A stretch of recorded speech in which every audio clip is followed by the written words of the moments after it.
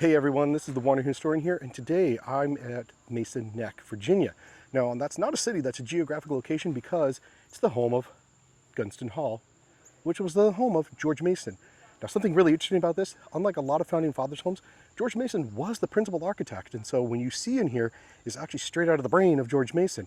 And I'm lucky enough today to be working with Lacey, who works here at Gunston Hall and has graciously said, hey, let's go take a tour. So come with us as we go into parts of Gunston Hall that you may never see again. So as I said, this is Gunston Hall. Now it's not nearly as large as Mount Vernon or Monticello, but as we learned at Red Hall, it really reflects the person and how they kind of lived their life. George Mason, more like any other founding fathers, was very self-made.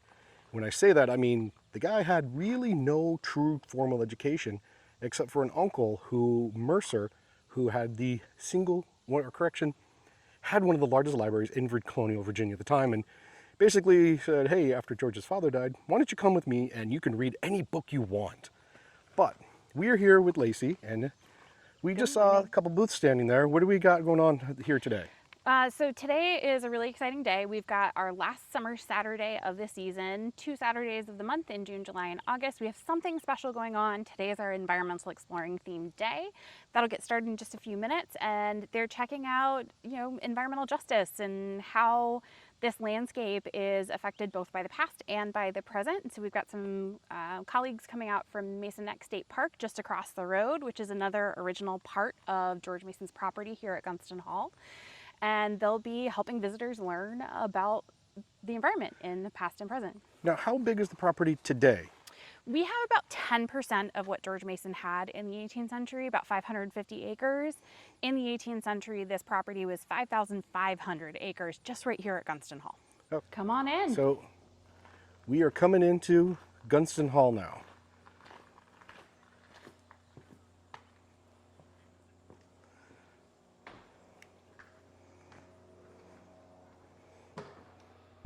Welcome. Now this is something you don't see at a lot of the founders' halls, is you don't see a lot of wallpaper. Usually the halls are painted. And this one, we know there was wallpaper. We don't know what the pattern looked like in the 18th century. The paint colors you're seeing throughout the house, those we do know. We know what those were. We've done paint analysis. We know there was wallpaper. There just aren't enough fragments left of it for us to be able to tell what the patterns were. Well, it's just interesting that you don't see a lot of founders because wallpaper was an expense. It sure was, yeah. And many houses were. We've had a hard time figuring out a lot of what those papers were because it's hard to keep remnants around. One of the last private owners here at Gunston Hall, love him, did some really cool stuff with the house, but he wrote in his restoration journal, seared the wallpaper off the walls today. And I'm like, Lewis Hurdle, I love you, but also, oh my goodness. So I'm already amazed at the intricate architecture that he has in the halls here too. Sure. Because is that an upside down pineapple? There are 3 camps here at Gunston Hall about what that thing is. One of them is pineapple, which is the symbol of Virginia hospitality. That's very common today. We see that everywhere. One of them is an acorn, which comes from a descendant. And then camp 3, which is the camp I'm in, is a pine cone. Because if you're looking around this, you probably are seeing this connection to Roman architecture. This is around the time when places like Pompeii, Herculaneum, and many other Roman ruins were being discovered and discussed in 18th century literature. And they would have been seeing pine cones as a part of this, as a symbol in Roman culture of Bacchus, Dionysus. So I'm very much in the camp of a pine cone. Well, let's see. What room are we going into first? Do we want to go fancy or do we want to go casual? Well, I would ask, but we're not live, so I'll let the dealer's choice. Let's go fancy. Let's go fancy schmancy. Yeah.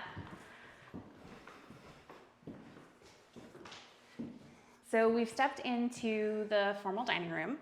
We're starting to see this really interesting collision of designs in this house. So George Mason, we think, was the principal architect of the exterior of the house. We know that he purchased the indenture contract of a young man named William Buckland in 1755 to design the interior of the house. And you're seeing the scope of his work here in this house. I think of this house a lot as his portfolio. So we're looking at a style that does not really show up a whole lot in surviving American homes from this period. This is the Chinese style, chinoiserie, it was called in the period. Now you mentioned something interesting, the indentured servitude. Yeah. Now according to the UN today, that is a constitute of slavery, but back then, that was a way a lot of people paid their way to get to America, Africa, anywhere they wanted to go. Sure. They would basically sell them their labor for X amount of years. Sure, and William Buckland was absolutely an example of that. Indentured servitude was a manner of unfree labor. Buckland is kind of interesting because he gets paid an annual stipend during the period of his indenture.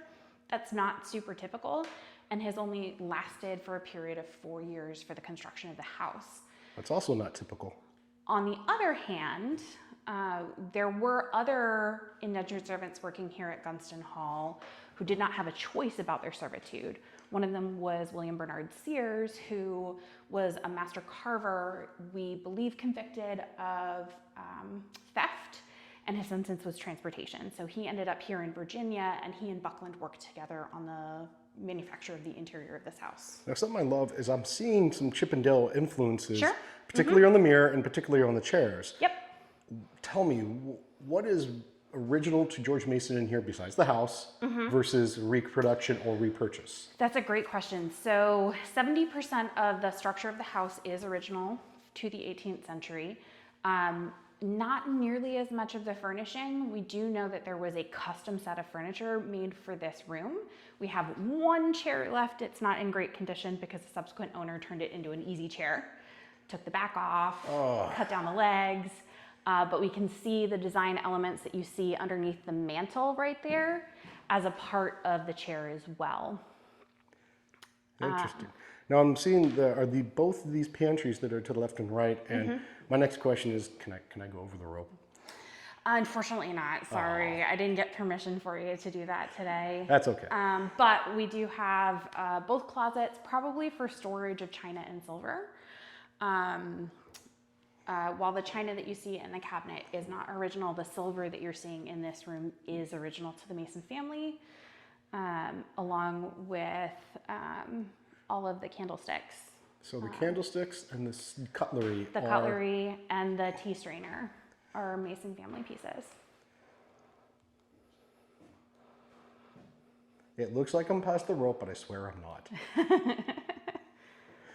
That's interesting. I love the detail of the cutlery holders, essentially. The knife boxes? Yeah. Yeah. So this is what we would call our silverware drawer today. They got locked up, put into the closets on either side of the fireplace, and tucked out of the way when they weren't in use. Now, something that I really enjoy at these old colonial homes is that you notice these walls. They're not the standard walls we're used to now. They're very thick. Partly due to sound, partly due to structure. Yeah. Structure is the bigger reason that these walls are essentially, all of these walls are load bearing. Well, this one's not. This one is not a load bearing wall, but this one is. So I'm saying in general. Yeah. So this one's brick. This one's wood construction, and on this side there's wood paneling. On the opposite side there's lath and plaster. I know I'm going to get asked this immediately in the comments. Is this red velvet on the walls? It's not, and I actually have a sample here that you can feel. It does not feel as soft as it looks. Oh. Right? So you're getting this really great visual texture because the vertical strands of fiber are silk and the horizontal strands of fiber are wool. Oh. And so the way that they're woven together in this brocade gives them that lush texture. Now, we don't know what the fabric in this room looked like in the 18th century, but we do know that there was either fabric or leather on the walls in this space.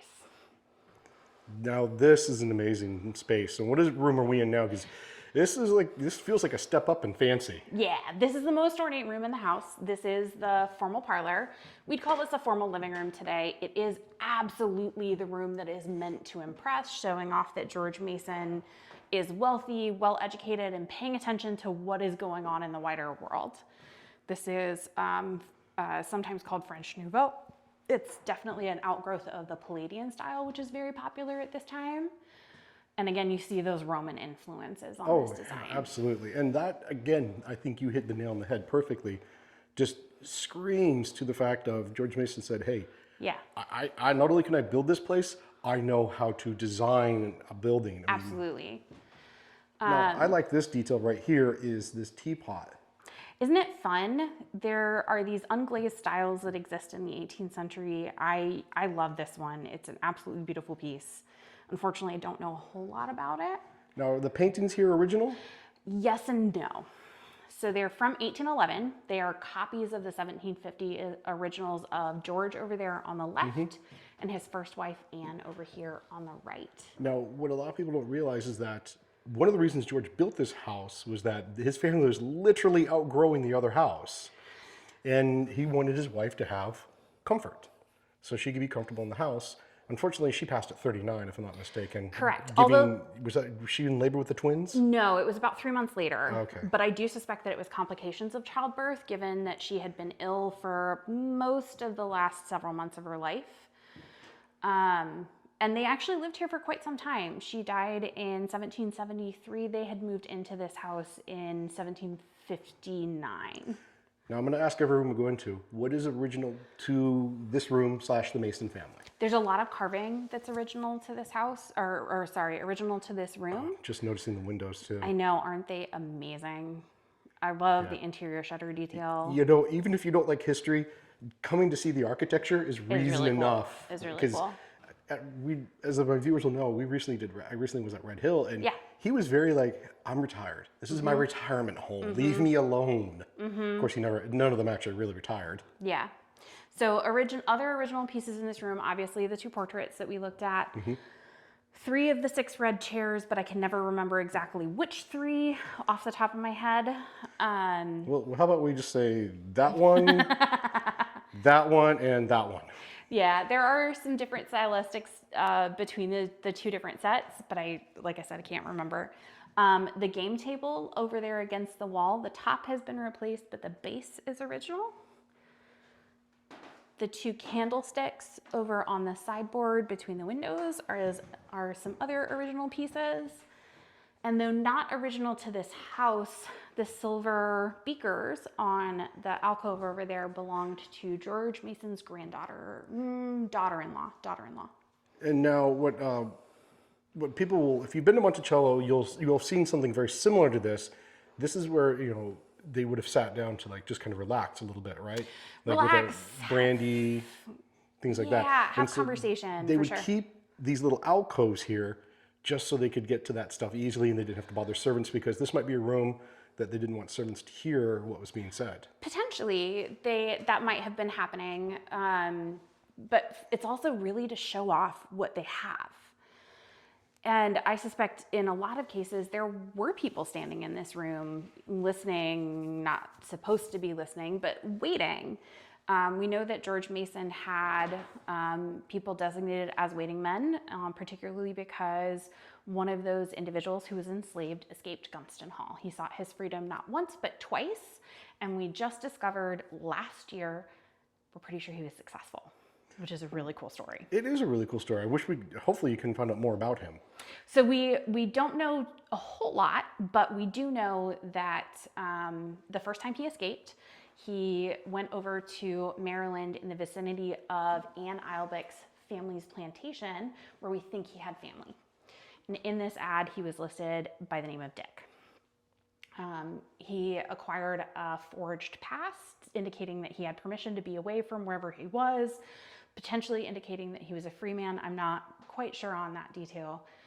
That was in 1784. He was captured, brought back. He had been serving on a Chesapeake Bay vessel owned by the Masons, and escaped again in 1786. And in 1786, we were pretty sure he was successful because we can follow trails of forged passes, and there's a 1790 census, the first census in the United States, and a man shows up, a free black man with 2 other dependents of color, shows up in Maryland, again, near her family's plantation, near Anne Eilbeck's family's plantation, under the name of Thomas Webster, which is the name of the boat that Dick was sailing on. See, That's an amazing story. Isn't I, it I might cut just? that out and just make that like a short by itself.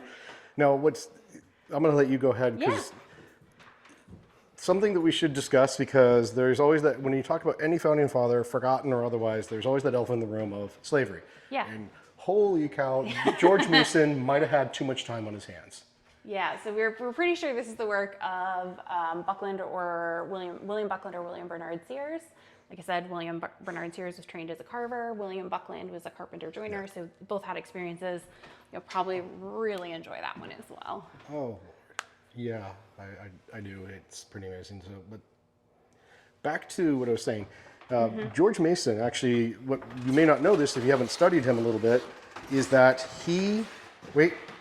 sorry, I got distracted because if you look, these are square head nails. Yes, they are. Now, what makes square head nails special is that you can't machine make them as easily. Sure can't. These are hand done. Yep. So, sorry, getting back to what I was saying is that George Mason, one of the big reasons he did not sign the Constitution, and this is actually one of the reasons he's a forgotten founder, is he didn't sign those critical documents, is the fact that it didn't free the slaves or put some sort of mechanism in there to free the slaves later in the future. He wanted some sort of guarantee that the slaves would in fact be free, that the trade would be ended in the United States. Now, the problem for him is that he actually never freed any himself, but what people may not know, and please correct me if I'm wrong, but I'm not mistaken, hopefully, Virginia had a law that if you freed a slave, they had a year to get out of the colony/state. And George Mason felt that, well, if I can't free them, at least I'll educate them, I'll provide them with this and that and the other thing, because it wasn't easy for someone to get out of the state in a year.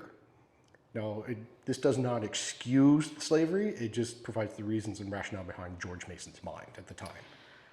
Yeah, it's a subject that has a lot of different layers. So you're absolutely right. George Mason did not sign the Constitution because it did not do anything about the subject of slavery for 20 years. First time the federal government could do anything about slavery was in 1807.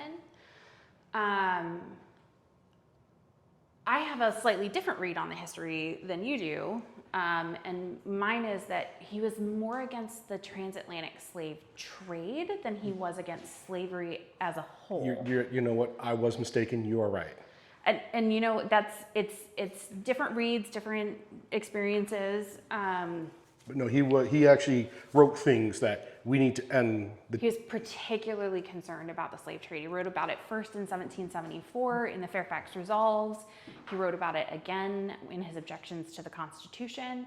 And as you said, he never freed any of the people that he held in bondage here at Gunston Hall. And was absolutely part of a lot of the things that many other founding fathers were doing with regard to separating families, moving people around pretty routinely. Yeah. We see that happening right here at Gunston Hall with people who were enslaved to the Mason children who then went on to move to other plantations later in their life. And if this particular topic interests you and you want to learn more about that, on top of coming to Gunston Hall, you can go to George Mason University because there is a walking demonstration to the enslaved people at George Mason University. I've actually been there. It's really neat. You need to start at the top. Don't start at the bottom like I did. Start at the top, because there's cutouts that if you stand appropriately to approximately I'm hoping I'm right in this, they think was the slave's height. The enslaved person's height, you can see George Mason's statue in the greater distance. Yeah, it's very moving, and George Mason University has also, in their history department, undertaken a number of projects. One of them is called The Enslaved Children of George Mason, and it is about people who were held in slavery right here at Gunston Hall. Yeah. Please, YouTube, don't kick me off. We're only speaking historical truth. Exactly. Yeah. So it's a really challenging subject. It's something that George Mason grappled with, and we're grappling with the results of it 250 years later. Yes, and every founding father responded very differently. Yes. Very differently. I mean, John Adams is one of the few founding fathers that didn't hold any. Right. But then you have people like Thomas Jefferson, who at one point held his mistress / common law wife, depending on how you see that, and even some of his kids. And there's a lot of opinions about that as well. I mean, I will say that every house I've been to does a great job acknowledging there is a second history here, and it is equally as important. Absolutely, yeah. And we've got the amazing stories about people like Dick, or Thomas Webster, depending on how you want to refer to him, who managed to escape, but there were probably several hundred others who never did, and we're still trying to uncover the stories of those individuals, working on research projects, trying to identify descendants, and learning as much as we can about that community here at Gunston. Yeah. All right, so back to the house. I mean, that's something we could go on for hours about. Absolutely. Easily. But I want to make sure we get the house focused on. So where are we now? We've stepped into, as you probably see, a much less decorated space. This is much more, I would say, casual. This was a space that George Mason used as his office. It was also a family dining room. This is an original Mason family piece over here up against the wall, this one that's folded down. It's a dining table. I can imagine some of the Mason children sitting down eating dinner at this table in this space. And for the record, he had 9 that lived into adulthood out of the 12 that were born, I believe. Did. Were they all of his first wife? Yes, all 12 children were with Anne Eilbeck Mason. The span was about 20 years from oldest to youngest. Yeah, because he married her when she was still rather young, if I'm not mistaken. She was about 16 when they got married. Yeah. He was about 25, and she was 39 when she passed. Okay, and I know that's going to be, people will be like, oh my God, that's so terrible. That was common and acceptable at the time. It was also something that is really fascinating. There was this expectation that young women at that age in this level of society were much more level-headed and much better money managers than young men of the same age in this time period. So we see young men marrying a little bit later and young women marrying a little bit earlier. It makes me wonder if much has changed. Right? Yeah. Maturity levels, depending. So it's really fascinating. There's more and more research coming out about these young women and how much was put on them at a young age to be managing. So, all right, let's continue on. Yep. We're gonna head across the hall. We're stepping out of kind of male-dominated space into a more female-dominated space. And for the record, right there was the entryway we came in, and behind that door is the formal rooms that we saw originally. Actually, that one's a fake door. Okay, so it's behind that door and then behind the wall. So it's literally just there to be symmetrical for this one that we're looking at the end of this hallway. Okay, that screams I know what I'm doing architecturally. Right? So we crossed over the service hallway into the master chamber. This was George and Anne Mason's bedchamber, and subsequently George and Sarah Mason's bedchamber. Sarah was George Mason's second wife. She was from the fairly well-to-do Virginia, Maryland family, the Brents. Her great aunt, I believe, was recognized as one of the first female lawyers in America. And this room, I have so many questions. So many questions. Now, is the color original? Because this is a beautiful green. Isn't it? And we believe this color went on about 1780, which is when George Mason married Sarah Brent. Oh, this is a beautiful, you need to do what Williamsburg did, and like every founding father house needs to do this. And it's like, here's all the original colors. Benjamin Moore, please make these. So these are Benjamin Moore colors. Oh, nice. See, that's going to make people who really like to do this happy. Yeah. What are the colors in Benjamin Moore? Oh, you just asked me a question. I don't remember the answer to. That one is yellow ochre. The one in the yellow room. Ochre? Yellow ochre. All right, I will go back for anybody who wants to see that. I'll go back in there in a minute. That's that formal dining room. I don't remember the shades of the rest of them. But thinking historically about this room, like I said, this paint color we think went on about 1780, and it makes me wonder so much about this room. Did George say, I can't share this room, which I shared with Anne, and have it be exactly the way it looked when Anne and I shared this room? Mm-hmm. Or did Sarah say, George, your house is kind of old-fashioned, and by 1780 it was a little bit old-fashioned. This is my space, and I'm gonna update it. True. We will never know the answer to that question, but I love thinking about it. Well, that depends on if we can get a DeLorean up to 88 miles per hour. I know, right? Or a TARDIS. Yeah. Oh, yeah. At least it's bigger on the inside. Now, this cane, I know it's not his, but what people may not know is George Mason not only fashionably carried a cane, but he actually functionally carried a cane. Yeah, particularly in his later life. I don't know why he almost always carried a cane. So he suffered from a disease called gout. It's not a disease we suffer from as much today because we have a better understanding of the factors that lead to gout. Like fried food. Fried food, red meat, lots of wine, which is really typical of the 18th century. So he suffered from gout. We also know he wore glasses later in life. He wrote a letter to his oldest son saying, hey, thank you so much for these glasses. I can see so much better now. He was about 60, 62 when he wrote that letter, if I remember correctly. Now, I see these signs here, and I'm having some intrusive thoughts. You want to touch them. I know, I know. Is it not to touch the sign or not to touch the object? Not to touch the object. Okay. So this is not a Mason family piece, but it is an 18th century piece, and it matches a description that we have of a piece that was here almost to a T. So one of George Mason's sons, John, wrote a set of recollections about the house and told us what he remembered about it. Mm-hmm. He was in his like 70s or 80s when he wrote it. He was the only kid still alive, so grain of salt. But he remembered as a very small child having to be picked up in mom's room to look at his stuff in the different drawers in a dresser. Interesting. And that was one of his great-grandsons? Or? This is his son. Oh. So this is in the 1830s. Okay. His middle son remembered this. So now this is probably not the bed, but the design of the bed is accurate. And if you're wondering about the shades, you'll see this at Vernon, you'll see this at Red Hill, you'll see this at Monticello, Montpelier. Yep. It was cold, but they didn't have central heating and air conditioning. This was a way to keep heat in. Absolutely. Absolutely.